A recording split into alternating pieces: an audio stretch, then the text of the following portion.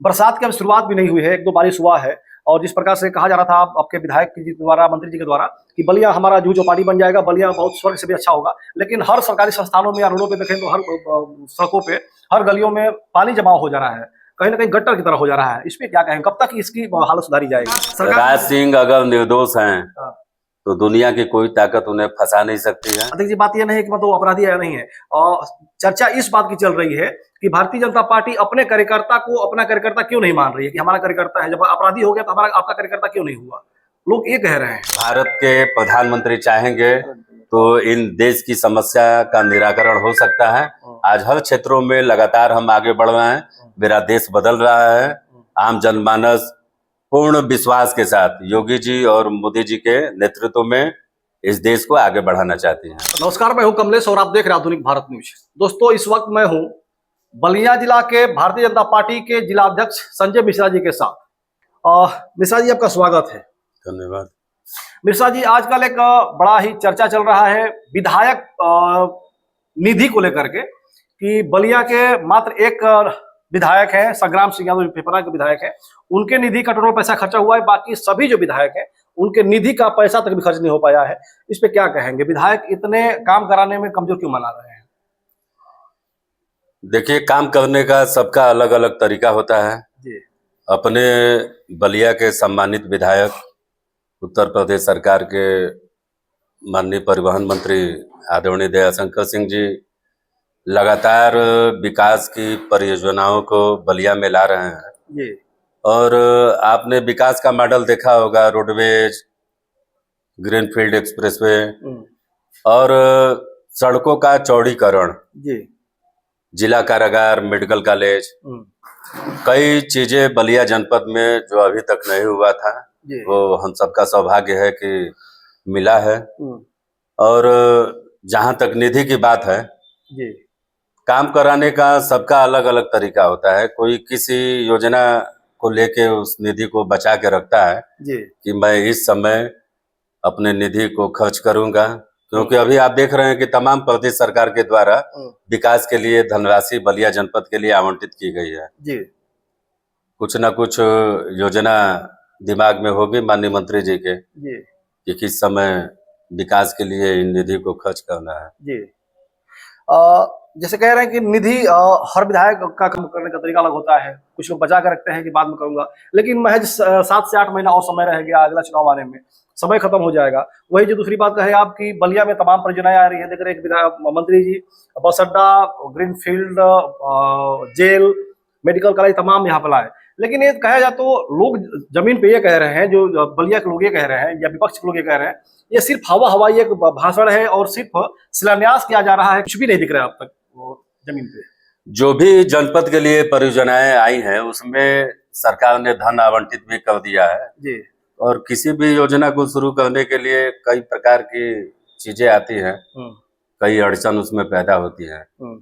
लेकिन ऐसा नहीं है कि ये हवा हवाई है। यह यथार्थ में सारे बलिया के विकास के लिए जो भी परियोजना आई हैं वो शुरू हो गई है, कुछ शुरू होने वाला है।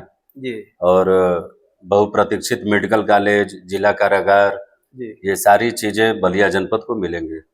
बस स्टैंड मिश्रा जी, देखा जाए कि बस स्टैंड काफी दिन से टूटा हुआ है और रोड पे गाड़ियां खड़ी हो रही हैं, काफी जाम लग रहा है, परेशानी हो रही है जिला के लोगों को, लेकिन अभी तक बन नहीं पा रहा है, सालों से उसी तरफ पड़ा हुआ है। तो कब तक तैयार होने की उम्मीद है, कब तक तैयार हो जाएगा? इसमें कुछ कानूनी अड़चन है। हाई कोर्ट के जज के द्वारा जो सड़क है उसके लिए अनुमति मिलना अभी बाकी है। और सभी लोग लगे हैं कि जल्दी से जल्दी अनुमति मिल जाए ताकि इस काम को सुचारू रूप से शुरू किया जा सके। यही अड़चन है, बाकी आप देख ही रहे हैं कि उतना बन के तैयार हो गया है। जी। बरसात की अब शुरुआत भी नहीं हुई है, एक दो बारिश हुआ है। और जिस प्रकार से कहा जा रहा था आपके विधायक जी द्वारा, मंत्री जी के द्वारा, कि बलिया हमारा जूह चौपाटी बन जाएगा, बलिया बहुत स्वर्ग से भी अच्छा होगा। लेकिन हर सरकारी संस्थानों में या रोडों पे देखें तो हर सड़कों पे, हर गलियों में पानी जमाव हो जा रहा है, कहीं ना कहीं गट्टर की तरह हो जा रहा है। इस पे क्या कहें, कब तक इसकी हालत सुधारी जाएगी? कटहर नाला का काम तो शुरू हो चुका है जी।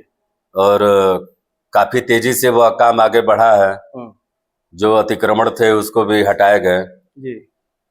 और जल समस्या, जल निकासी के लिए अपने जनपद के जनप्रतिनिधि ये काफी गंभीर है कि इस समस्या का निदान कैसे हो। आपने देखा होगा किसी भी समस्या का समाधान जी त्वरित हम नहीं कर सकते जी हैं। उसके लिए योजना रचना बनाते हैं, उन चीजों के बारे में बताते हैं और मुझे लगता है कि बहुत जल्दी जो ये समस्या है वो भी दूर हो जाएगी और काफी हद तक मैं कहूंगा कि दूर भी हुआ है। जी पहले आप देखे होंगे कि एसी कॉलेज के पास जो चौराहा है वहाँ काफी जल जमाव हो जाता था बारिश के दिनों में।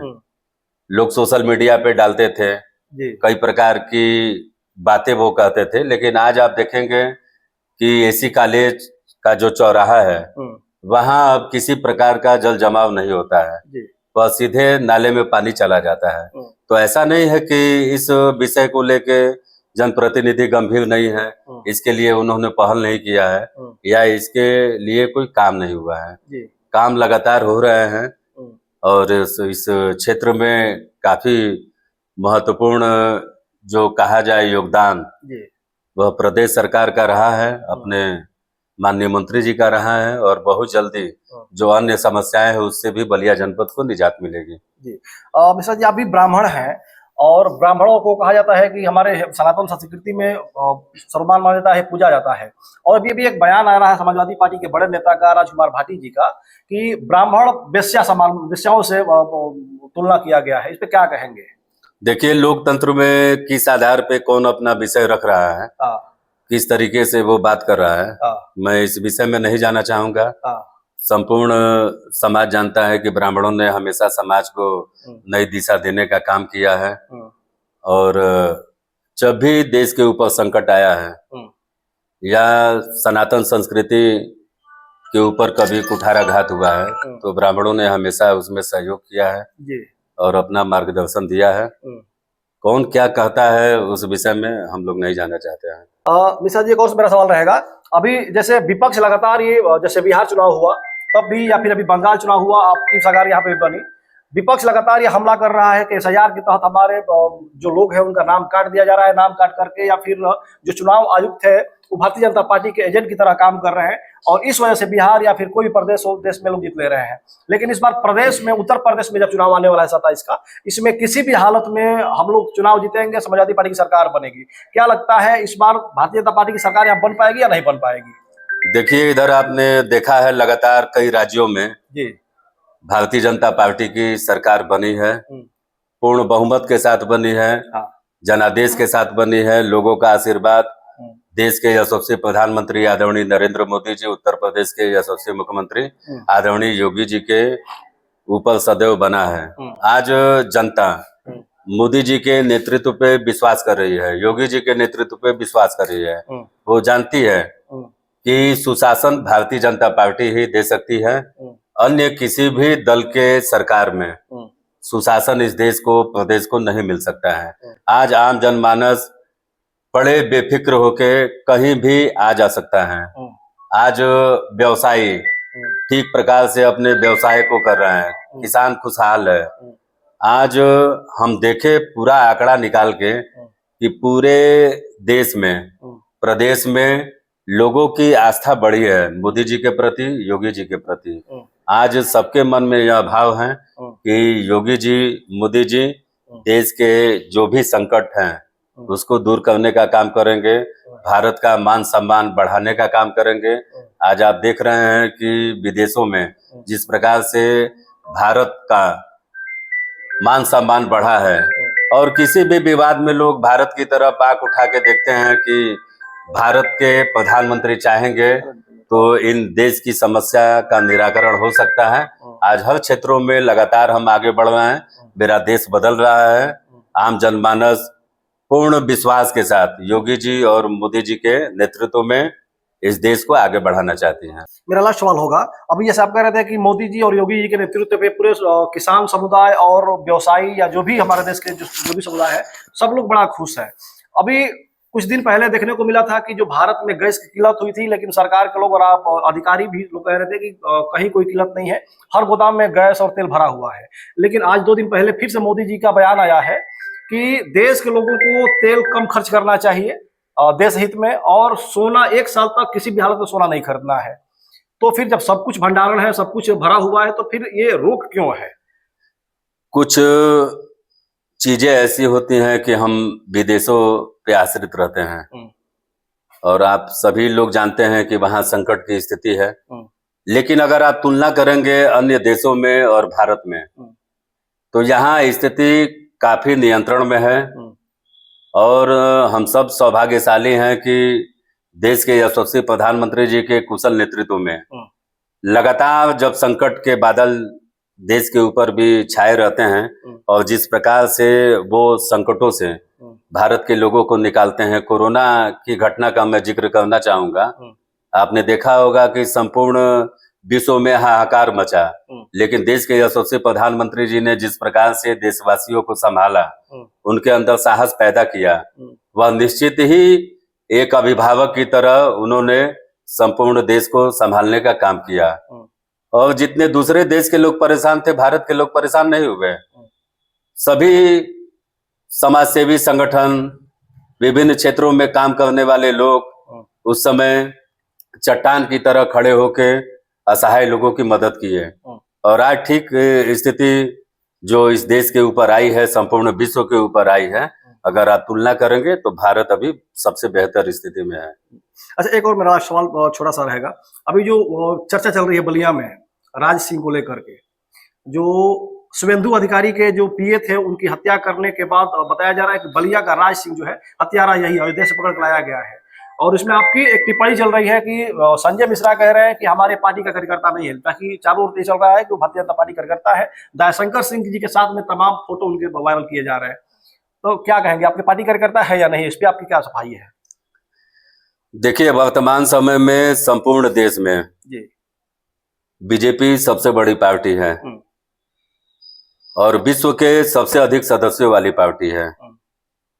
जिस हिसाब से भारतीय जनता पार्टी की लोग सदस्यता ग्रहण कर रहे हैं, मोदी जी के नेतृत्व में विश्वास कर रहे हैं, आज दायरा जब बढ़ा है तभी हम संपूर्ण देश के अधिकतर राज्यों में अपनी सरकार बनाए हैं। बहुत कम राज्य शेष रह गए हैं जहां भारतीय जनता पार्टी या उसके गठबंधन की सरकार नहीं है। तो यहाँ किसी भी विषय पे अगर बातचीत की जाती है, अभी एक बयान चल रहा है, उसमें अनर्गल टीका टिप्पणी के जिला अध्यक्ष ने ये कहा, वो कहा, उसी को कह रहा हूं मैं। हाँ, तो इस प्रकार की बातें नहीं होनी चाहिए। कोई भी गुनाहगार होगा, वो चाहे भारतीय जनता पार्टी का हो या किसी अन्य दल का हो, अपने उत्तर प्रदेश में संपूर्ण देश में सुशासन की सरकार है, किसी के साथ अन्याय नहीं होना है। अगर राज सिंह अगर निर्दोष हैं तो दुनिया की कोई ताकत उन्हें फंसा नहीं सकती है। यहाँ कानून को अपने हाथ में नहीं लेना है। कोई भी व्यक्ति, चाहे भारतीय जनता पार्टी का हो या किसी अन्य दल का हो, कानून सबके लिए बराबर है। अध्यक्ष जी, बात यह नहीं है कि मतलब अपराधी या नहीं है, और चर्चा इस बात की चल रही है कि भारतीय जनता पार्टी अपने कार्यकर्ता को अपना कार्यकर्ता क्यों नहीं मान रही है कि हमारा कार्यकर्ता है। जब अपराधी हो गया तो हमारा आपका कार्यकर्ता क्यों नहीं हुआ? लोग ये कह रहे हैं। ये विपक्ष के लोगों का सुगुफा है। तरह तरह का प्रचार करते हैं कि आपसी मनमुटाव लोगों के बीच में हो, और ऐसा बयान देते हैं कि जो बयान समाज में सामंजस्य स्थापित न करके सीधे दुराव पैदा करने वाला होता है। तो उन लोगों के बयान पे मैं जाना नहीं चाहूंगा कि उन्होंने क्या कहा है, क्या नहीं कहा है। हमारा बस सीधे यह कहना है कि अगर कोई व्यक्ति इस सरकार में निर्दोष है तो वो किसी भी हालत में नहीं फंसेगा, और जो दोषी है किसी के भी सहयोग से नहीं बचेगा। ठीक है, धन्यवाद। तो ये संजय मिश्रा जी हैं, और ये कह रहे हैं कि राज सिंह अगर दोषी है और अपराधी है तो उस पर पूर्णतः उस पर कार्रवाई होनी चाहिए। अगर निर्दोष है तो उस पर किसी प्रकार की कार्रवाई नहीं होनी चाहिए, निर्दोष नहीं फंसना चाहिए।